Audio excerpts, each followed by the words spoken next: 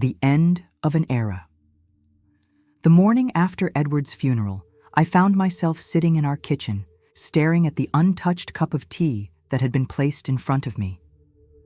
The house felt hollow without him. The silence that filled the rooms was different from the peaceful quiet of his final days. It was an absence, a sharp void. For the first time in 40 years, I was truly alone. The steady hum of the old refrigerator, the faint ticking of the clock on the wall, the wind outside that rustled the trees, everything seemed louder, more pronounced now that the man who had been by my side through it all was gone. Edward had fought hard against the cancer. He'd endured every round of treatment, his body growing weaker each day, but his spirit, his will to hold on, never wavered. I admired him for that, but deep inside, I knew it was only a matter of time before the disease would win. His last words to me were simple, but they had weighed heavily on my heart. "Promise me, love, that you'll be okay. I don't want you to be alone." But he didn't know how alone I would be. Emily, our only daughter, had been distant for years. She had left for college, then gone on to build her life in the city. Her visits had become less frequent as she grew busier with her career. Our relationship had always been strained, but we managed. She was my daughter, and I had done my best for her. But I could see the change in her. The girl who used to sit on my lap while I baked cookies, the one who once asked me endless questions about the world, had become someone I hardly recognized. Didn't know what to expect after Edward's passing. I thought Emily might be more understanding, more empathetic. But the day after the funeral, she came to me with a plan. "Mom, we need to talk," she said, as she sat across from me at the kitchen table.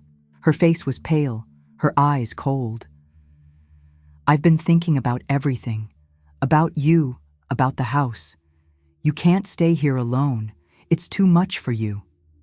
I stared at her, trying to make sense of the words coming from her mouth. "What do you mean?" I asked, my voice trembling slightly. "This is our home, Emily. This is where I've always lived with your father." "I know, Mom," she said, avoiding my gaze.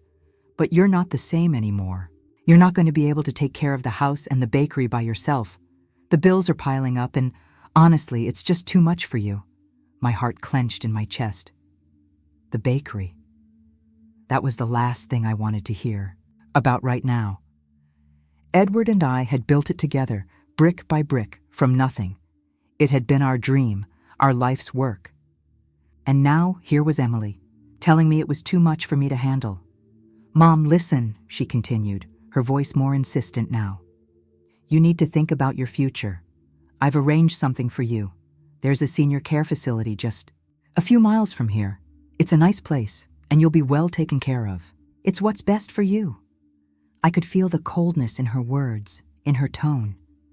It wasn't concern for me. It was an obligation she felt she had to fulfill, as if it were something she needed to check off her list. My mind spun as I tried to process what she was saying. Senior care? I wasn't ready for that. I wasn't ready to leave this house, this life I'd spent so many years building with Edward. But Emily was already standing, already walking toward the door. "I've packed a few things for you. Just get your stuff together and I'll drive you there." I stood frozen in the kitchen, my heart pounding in my chest. The finality in her words, in her actions, hit me like a ton of bricks. She wasn't offering comfort. She wasn't offering to help me through this loss. She was pushing me out of my own life, my own home. There was no warmth in her eyes, no sense of understanding. Just a cold, detached efficiency.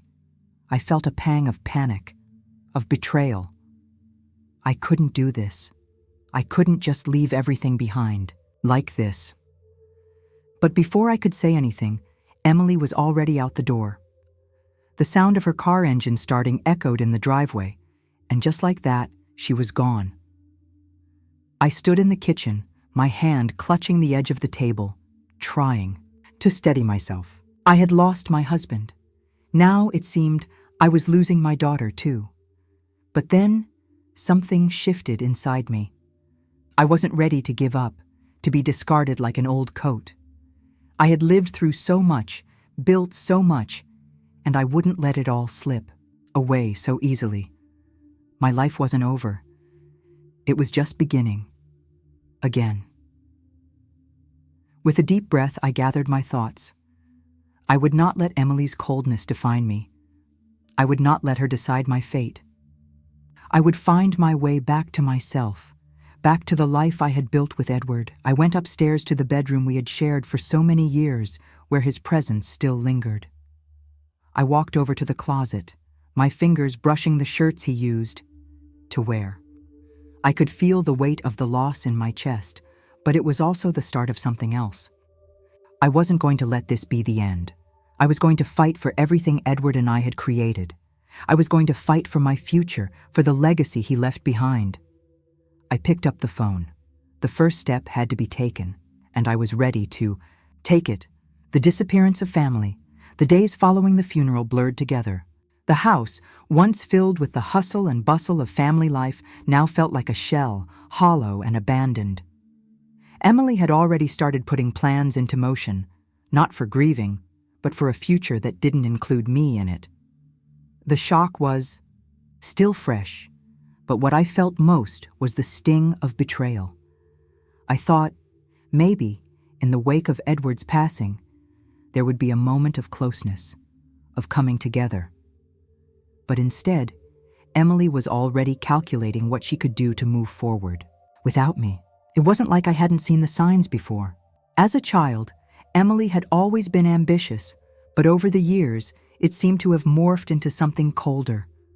She'd left for college, then started her own life in the city, and each time I reached out, she'd been too busy to truly connect. Her visits became more infrequent. When she did visit, it was usually for some business matter, some issue she needed solved, some small favor to ask. Edward and I were the ones who always gave. We helped her with her tuition, helped her buy. Her first apartment helped her open that small boutique she'd wanted, but it was never enough. After the funeral, when the house was still filled with the fragrance of lilies from the arrangements, Emily returned for the first time in what felt like months. She arrived with Michael in tow, my son who was now living in a small apartment in the city, struggling to keep his tech startup afloat. He always had big dreams, but they never quite panned out. I remember when he first told me about his company, the excitement in his voice as he spoke about the future.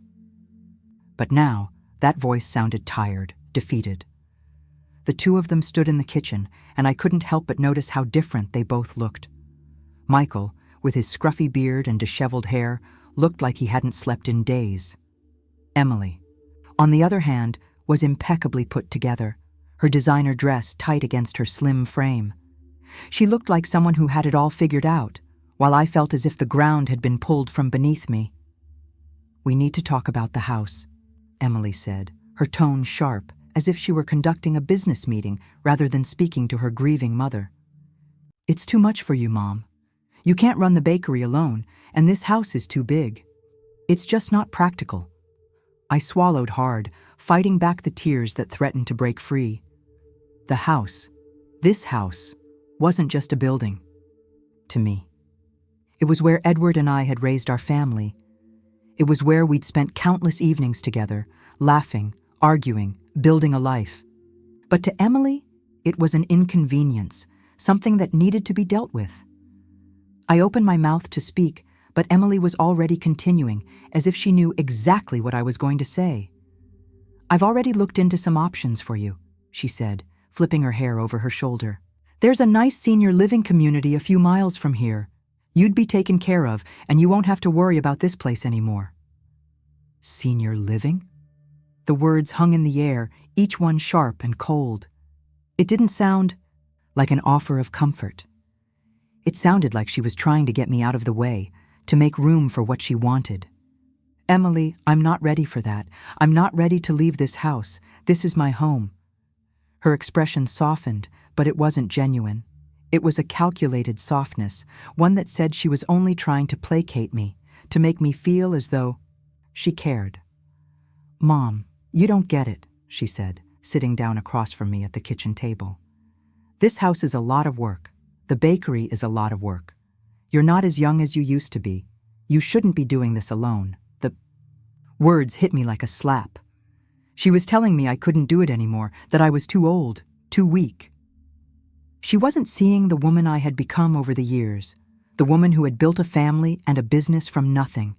She saw only a burden, a liability.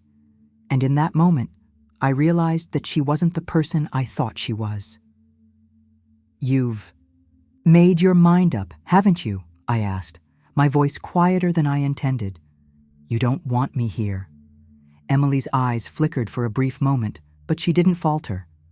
"It's not that," she said quickly. "It's just practical. You need to think about your future, Mom. We both do." I sat there in silence, looking at my daughter, the same daughter I had raised, nurtured, and loved. And I saw someone I didn't recognize.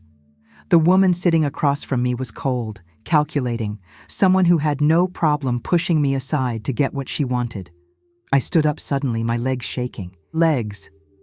I don't need you to make decisions for me, Emily. I can handle my own life, my own future. I'll figure this out." She didn't protest. She didn't argue. She just stood up, nodded, and walked out of the room. Michael, who had been silent the entire time, finally spoke. "Mom, I know Emily's being tough, but she's just trying to look out for you," he said, his voice soft. "You need help." "I don't need help from her," I replied, my voice firm. "I'll figure it out." As they left, I stood in the empty kitchen, my heart heavy with a sense of loss, not just for Edward, but for the family I thought I had. My children were no longer the people I thought they were. They had their own lives, their own plans, and I was no longer a part of that. I stood there, staring at the kitchen table, and I knew something had to change. I couldn't let them do this. I couldn't let them erase me from my own life. I picked up the phone. It was time to take control again. The fateful ride. The next morning, after a restless night spent tossing and turning, I found myself standing in the kitchen, looking out over the garden Edward had lovingly tended for decades. The roses were in full bloom, the scent of lavender filling the air. It was almost as if everything in this house was still alive, still pulsing with the memories we had made here. I couldn't bear the thought of leaving, but Emily was insistent. She had been making plans all along, even before Edward had passed. The house, the bakery, everything I had worked so hard for was no longer mine in her eyes. It was a burden she wanted to rid herself of as soon as possible. When she called me that morning, her voice was clipped, almost businesslike. "I've arranged for us to meet in an hour. We're going to take care of this, Mom. I found a place for you." The words stung. Take care of this, as though I were a problem that needed solving. But what could I do? She had already made up her mind, and Michael, despite his occasional protest, was on her side. I felt like a stranger in my own family, but there was nothing I could do to change their minds. I barely had time to gather a few personal items. I stood in the hallway, running my hand over the family photos, the ones I had cherished for so long. Edward and I had always talked about growing old together in this house, but now it seemed that dream was slipping away. My fingers lingered on the photograph of us at our wedding, so young, so full of hope. How had it all gone so wrong? Emily's car pulled into the driveway with a screech of the tires. I knew this was it, the final push. She was here to take me away, whether I was ready or not. "Let's go, Mom. I packed some things for you," Emily said as I walked outside. She didn't even look at me, her eyes focused on the road ahead. I could feel the distance between us growing wider with every passing second. I climbed into the car, silently, not knowing what to say. Emily was already driving, her hands gripping, the steering wheel tightly. The engine hummed steadily, and I could see her stiffening posture out of the corner of my eye. She wasn't the same woman I had raised. She was hard, cold, like someone who had forgotten what it meant to be kind, to love unconditionally. As we drove down the familiar streets of our small town, I watched the landscape pass by, feeling the weight of each mile that took me further from the life I had known. Emily didn't speak at first, as if she was waiting for me to say something, but I had nothing left to say. All I could do was stare out of the window, watching the world go by, thinking about how much had changed in such a short time. The road turned, and I realized we were heading toward the outskirts of town, toward the countryside. The wide open fields stretched out before us, the familiar green hills now looking foreign in the sharp light of the early afternoon. It was then that I began to feel the dread settle in my chest. "Where are we going?" I asked quietly, my voice shaking despite myself. "We're almost there," she replied, her tone flat. "Just a few more minutes." I had no idea what to expect, but the pit in my stomach deepened. A part of me was still holding on to the hope that she would turn around, that she would take me back home. But I knew deep down that wasn't going to happen. The car slowed as we turned off the main road, heading down a narrow gravel lane. The trees on either side of the road stood tall, casting long shadows that made the surroundings feel even more desolate. I glanced at Emily, but she remained focused on the road, her eyes ahead. We drove for what felt like an eternity before she finally pulled over to the side. The car came to a stop with a soft crunch of gravel beneath the tires. Emily didn't say a word as she turned the engine off, and for a moment, the only sound was the faint rustling of leaves in the breeze. "This is it," she said finally, breaking the silence. I looked around, confused. There was nothing here, no houses, no facilities, just a stretch of empty land and a few cows grazing in the distance. This wasn't a place for me. This wasn't the future I had imagined. "Emily, what is this?" My voice was barely a whisper, but it was enough to carry the weight of my disbelief. "This is where you get off, Mom," she said, her voice strangely calm, almost indifferent. "I've arranged for you to stay here. The place I found for you is just up the road. It's better than staying here alone." I blinked, unable to comprehend what she was saying. "What do you mean? This is not where I belong." Emily didn't answer. She didn't even look at me. Instead, she reached over and opened the passenger door. "You need to get out now, Mom. I can't keep driving you around.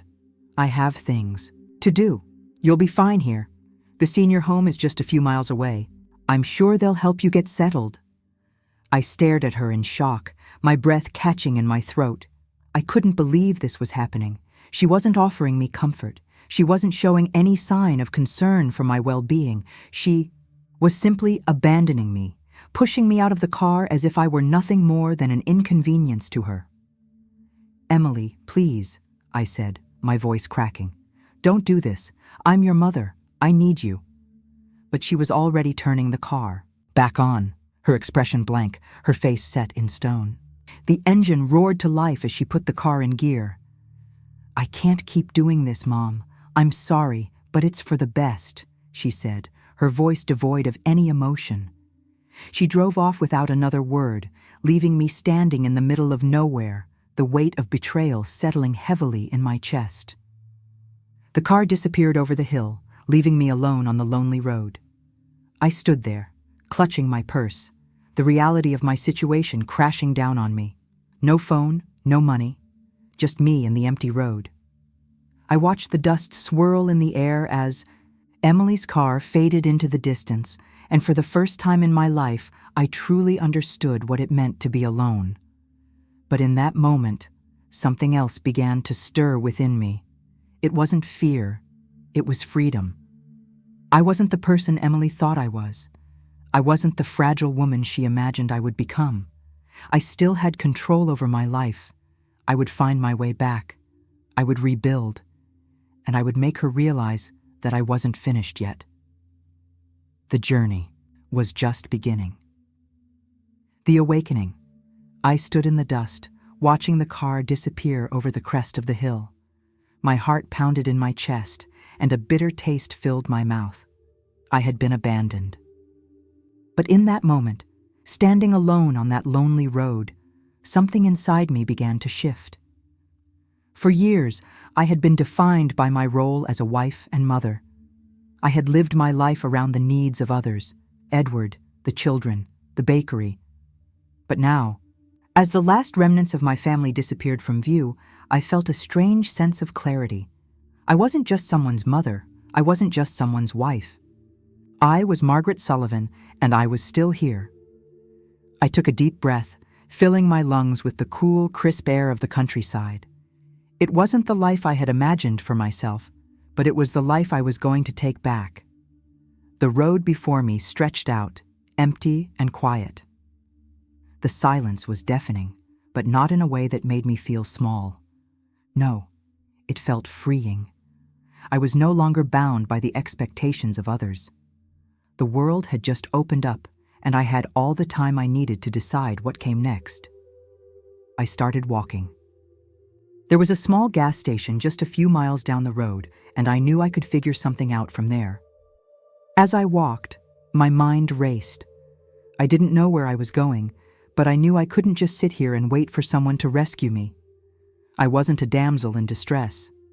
I had spent my entire life building a legacy with Edward, and I would not let it slip away.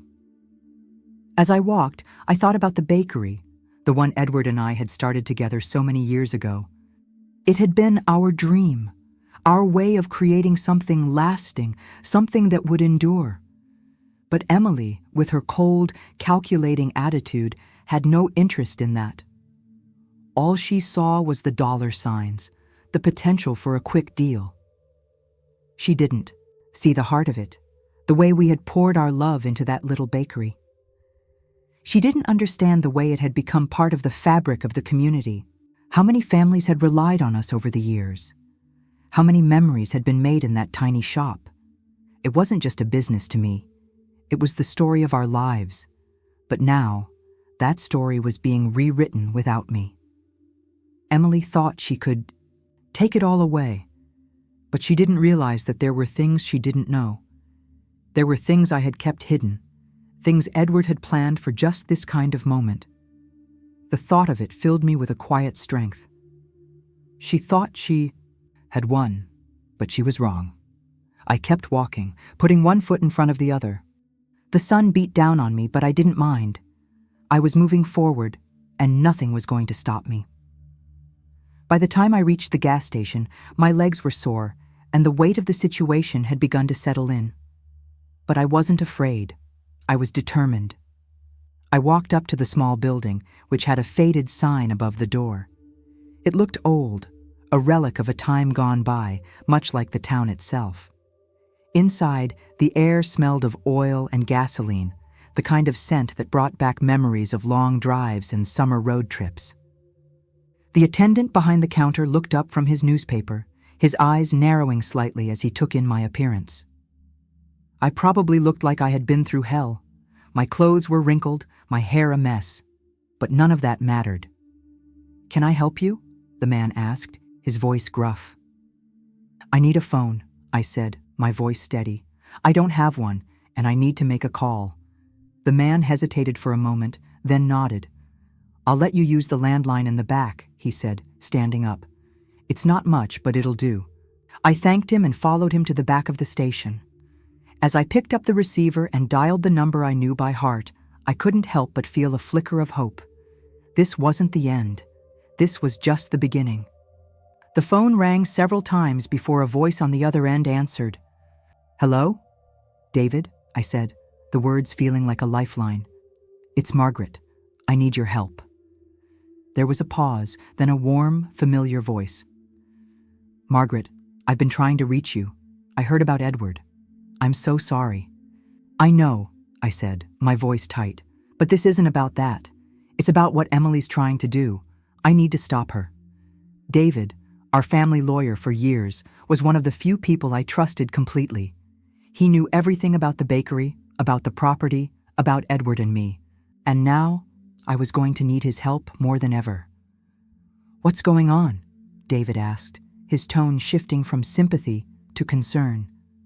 "Emily's trying to sell the bakery.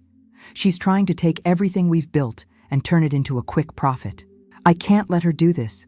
I need to find a way to stop her. David was silent for a moment. I can help you, Margaret, but we need to move quickly. I'll meet you at my office in an hour. We'll figure this out. I felt a rush of relief wash over me. Thank you, I said, my voice steady now. I'll be there.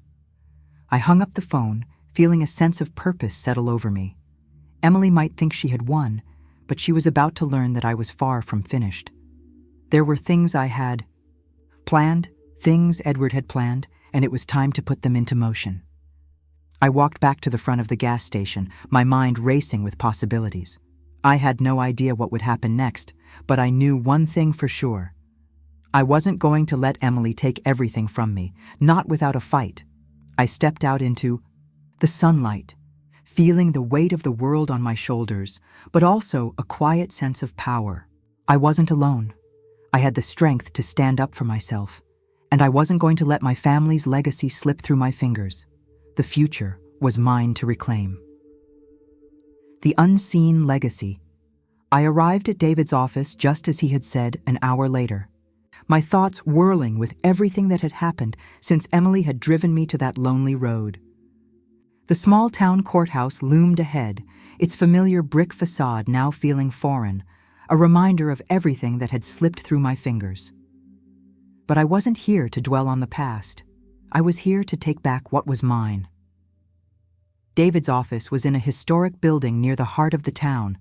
The scent of old leather-bound books filled the air as I stepped inside.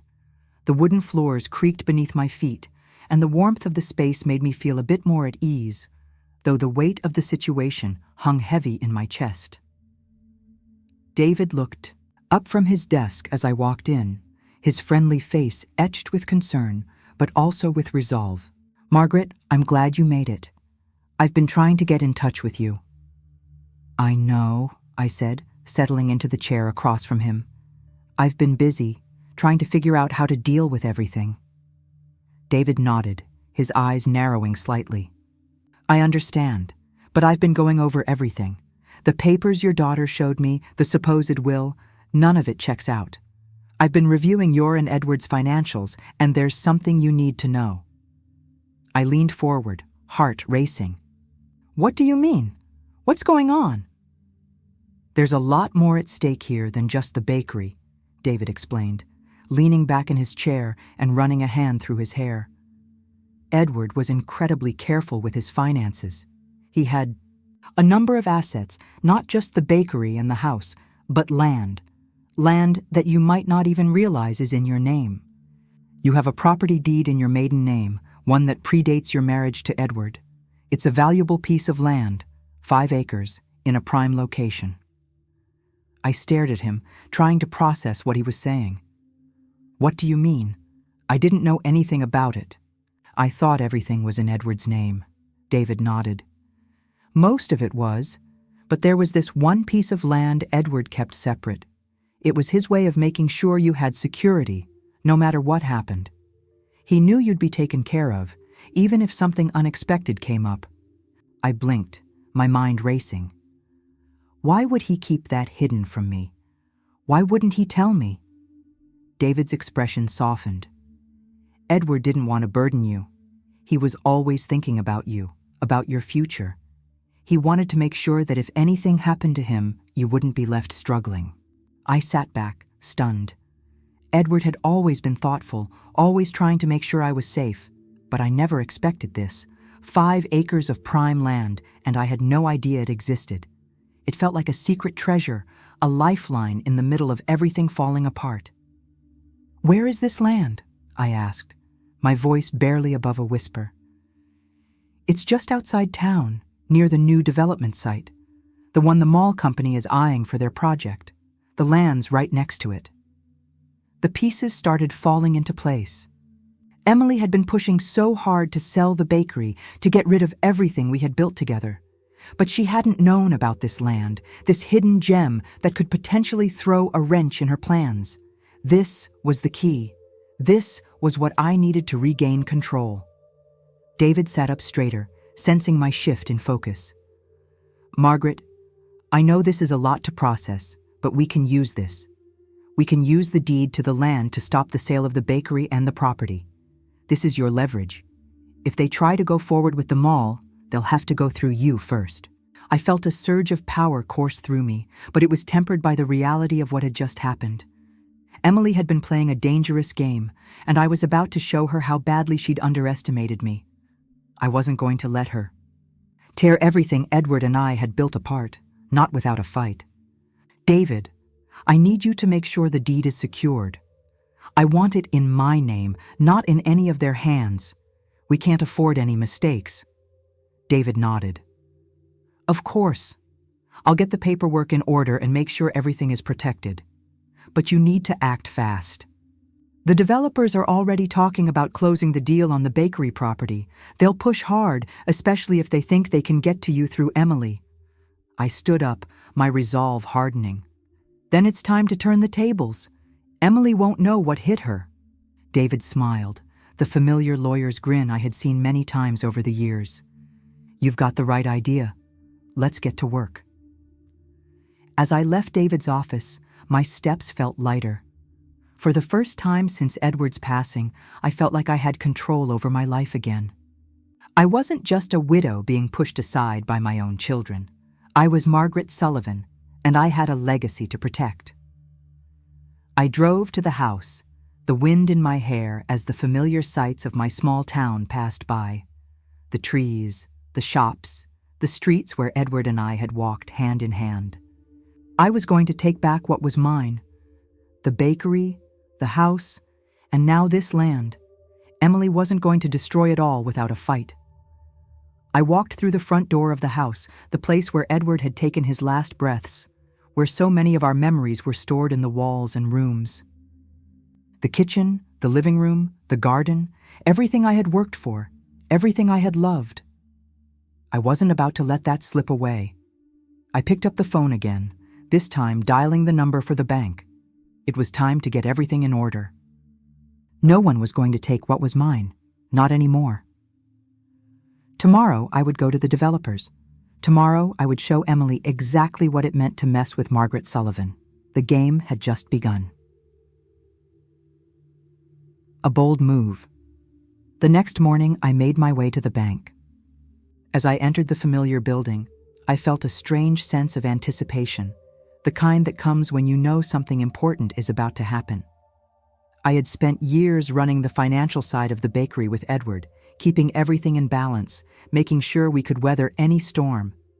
But this wasn't just about the bakery anymore. This was about reclaiming my future, securing my independence, and protecting the life we had worked so hard to build. I walked up to the counter, where a friendly teller greeted me with a smile. "Good morning, Mrs. Sullivan. How can I help you today?" "I need to speak with someone in the manager's office," I said, my voice calm but firm. "It's urgent." A few moments later, I was ushered into the manager's office, where I was met by Thomas, the same man who had handled most of our business accounts over the years. He had known Edward and me since the beginning, and I trusted him. "Margaret," Thomas said, standing to greet me. "It's good to see you. I'm sorry about everything with Edward. I've been meaning to reach out." "Thank you, Thomas." "I appreciate it," I said, taking a seat. "But I'm not here to talk about that. I need to make sure the accounts are secure. There's something going on, and I need to protect what's mine." Thomas's expression shifted slightly, concern flashing across his face. "What do you mean? Is everything okay with the bakery accounts?" I hesitated for a moment, gathering my thoughts. "The bakery accounts are fine," I said carefully. "But I need to make sure that the business and the properties, especially the land, are protected from any transactions that might be happening behind my back." Thomas frowned. "You're referring to the mall deal, aren't you? I heard Emily's been pushing for it. I can't say I'm surprised, given the way things have been going." I nodded. "Exactly. But I'm not going to let her take everything from me. I need you to help me lock down all of our assets, Thomas. I need to ensure that nothing is transferred, sold, or touched without my explicit approval." Thomas seemed to consider this for a moment, then nodded. "I'll do everything Can. We'll freeze the accounts. I'll make sure nothing can be moved. But Margaret, you'll need to be ready for the fight ahead. If Emily's involved with this developer, she's not going to back down easily. I know, I said, my voice steady. I'm not backing down. Either. I have my own plans now. I'm not just going to sit around and let this happen. Thomas leaned forward, his voice softening. You know, I've always admired you, Margaret. You and Edward built something special here. It's rare to see someone so dedicated to their business and their community. I'll make sure everything is in place, but you'll need to act fast. The developers are looking to move quickly, and they won't wait around. I stood up, feeling a sense of purpose rising within me. I'm ready, I said. I'm going to take back what's mine, and I'm going to make sure Emily understands that she can't just take everything from me. I won't let her. Thomas nodded. I'll get to work right away. You should also consider getting a lawyer involved. This might turn into something bigger than just a business deal. Already ahead of you, I said with a small smile. David's on it. I'll have everything set up. Thanks, Thomas. As I left the bank, I felt a sense of relief. The first step was done. The accounts were locked down. The land, the bakery, everything I had fought for was now secure. It was a bold move, one that had to be made if I wanted to protect what I had left. But the battle wasn't over, not by a long shot. I drove home, the familiar roads of Greenwood Village no longer feeling like the place I had once known. Everything had changed. My children had changed, and now I had to change too. I wasn't going to let them dictate my future. I wasn't going to let Emily tear everything apart because of greed. That evening, I sat down with David at his office, laying out the plans I had in mind. I would not wait for Emily to act. I would strike first. I wasn't going to wait for a lawyer to send letters or for developers to make their move. I would take control, and I would do it on my terms. David listened carefully as I explained my strategy. I could see the approval in his eyes, though he was careful not to show too much excitement. This is risky, Margaret, he said, his voice low. You're going to have to move quickly, but if anyone can pull this off, it's you. I've spent too many years building this life to let it slip away now, I replied. Emily made her choice. Now it's my turn. The plan was set in motion. David would file a motion to freeze any potential sales and transactions related to the bakery. The deed to the land would be locked down. I would start making calls to my most trusted contacts, those who still believed in what Edward and I had built. The next morning, I woke up early, ready to begin. There was no time to waste. Emily was already too far ahead, but I would make sure she knew that I wasn't just the grieving widow. I was still Margaret Sullivan, and I was about to show her that nothing would tear down what I had spent a lifetime building. The game had truly begun. The turnaround. By the time the weekend arrived, everything was in motion. The bank accounts were frozen, the land deed secured, and David had filed the necessary legal paperwork to stop any sale or transaction of the bakery property. I could feel the momentum shifting in my favor, but I knew that Emily and the developers wouldn't give up without a fight. They would come at me harder now, but I was ready. I spent the next few days preparing for the next steps, making calls to trusted friends and business partners, anyone who had a stake in keeping Sullivan's Garden Center running. The community had always supported us. Edward and I had always been there for them, and now they would return that support. I began drafting a press release to expose the shady dealings of the developers, hoping to get ahead of the story before Emily or anyone else could spin it.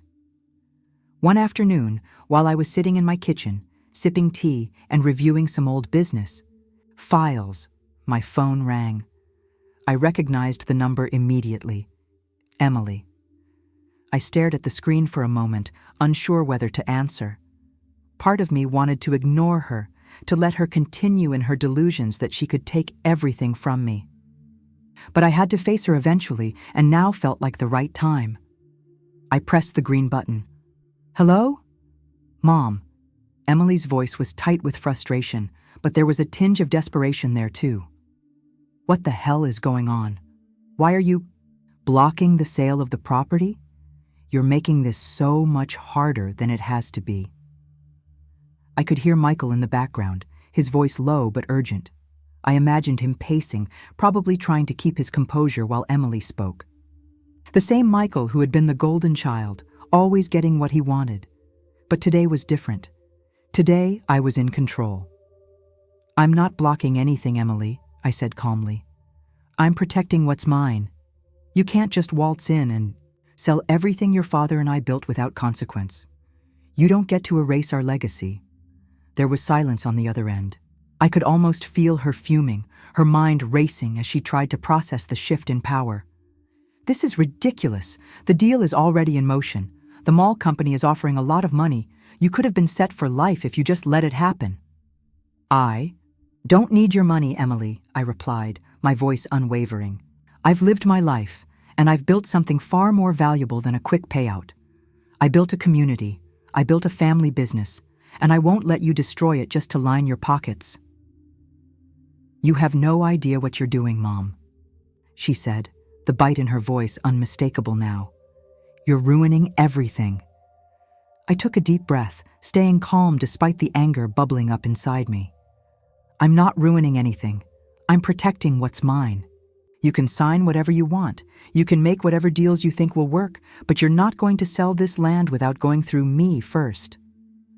There was another long pause, and then I heard her sigh heavily. Fine. What do you want?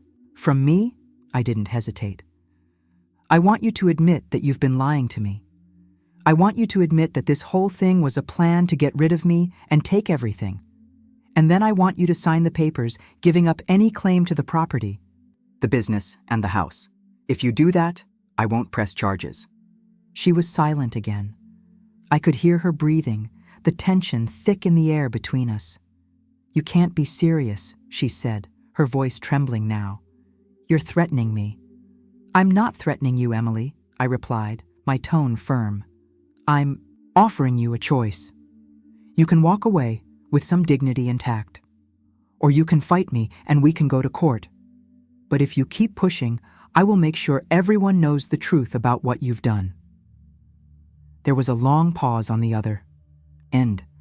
I could feel the weight of the decision pressing down on her. Then, finally, she spoke again, her voice quieter this time. Give me the papers and we'll talk. I smiled, even though she couldn't see it. You'll get them, but you have until tomorrow. After that, I contact the authorities. I hung up. The phone, feeling a sense of finality wash over me.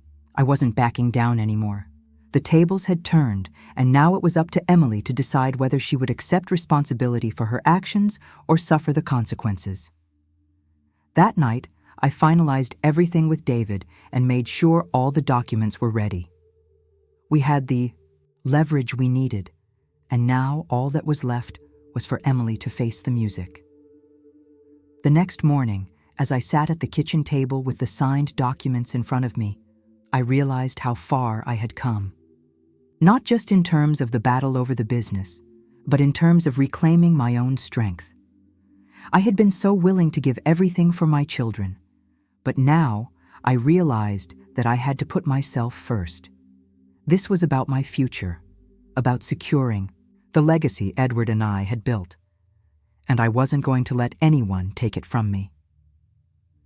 When Emily and Michael arrived, they looked tired, defeated. They sat across from me at the table, avoiding eye contact. Emily's hands shook as she reached for the papers I had placed before her. Sign them, I said. This is your last chance. I'm not asking you anymore. Emily hesitated, glancing at Michael, but then slowly, almost reluctantly, she signed her name. Michael followed suit, his signature barely legible, the weight of guilt. Clear in his eyes, now go, I said, the words hard but necessary, and don't come back. They stood up without another word, each of them leaving the room like they were walking away from something they had taken for granted their entire lives. As they left, I felt a mix of relief and sadness. I had fought for everything I believed in, and I had won. But the cost had been high. My children were no longer the people I had raised them to be, and I had to let them go. I watched them leave, and then I turned back to the papers in front of me. The battle was over. The legacy of Sullivan's Garden Center was safe, and I, Margaret Sullivan, was free to start a new chapter. Later that afternoon, I took a walk through the garden, my garden, the one Edward and I had planted and nurtured together. The flowers were in full bloom, the sunlight warm on my face. For the first time in a long while, I felt at peace. I wasn't alone anymore, and that was enough. The end of one chapter and the beginning of another.